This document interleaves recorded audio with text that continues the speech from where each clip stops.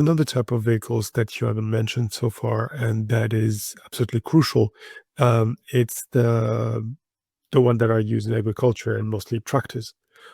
Do you have some idea about this? Are they are there the single um, silver lining in the story, or are they suffering as well? Oh no, there it's much, much worse. So what they did was, yes, there are no good sides to the story. Maybe the only good side is if you're Ural, because the state wants 1,200 trucks from you every month, and that's the limit of what you can build. So you're fully booked. That's the only good story. Everything else is worse or much worse. So in 2024, the sales of Russian domestic agricultural equipment, 40% of the production went unsold. And in 2025, in Q1, there was a further 30% decrease of the sales. So they're completely, yes, Year on year. So basically 65% drop compared to yeah. 2023. No, 2022. And on top of that, what they did introduce to save that industry was they introduced even bigger recycling fees. So there, the recycling fees are in the millions of rubles. Now, what that made is that no one was buying foreign imported tractor.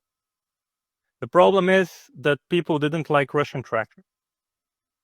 So eventually, to help the agriculture industry, which is also suffering and is going into a decline, they introduced a quota system to import foreign tractors without the recycling fee, and you have to go to the Ministry of Agriculture, request a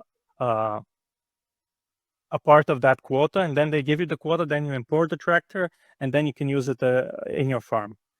That's how much they don't want to buy Russian equipment, to the point that the ministry that banned the sale partially, because it's also from the Ministry of Industry Trade, not just Ministry of Agriculture, created an exemption for its own ban so that farmers could buy tractors. And the other story there is that Belarus is actually stealing their lunch. So if you have a tractor from a Russian company, you're going to get 7.5% of the interest on a loan for it for the first year as a subsidy from the government. And what Belarus does instead is, for the entire term of the financing of that tractor, it actually gives you a 50% subsidy of the interest on that loan.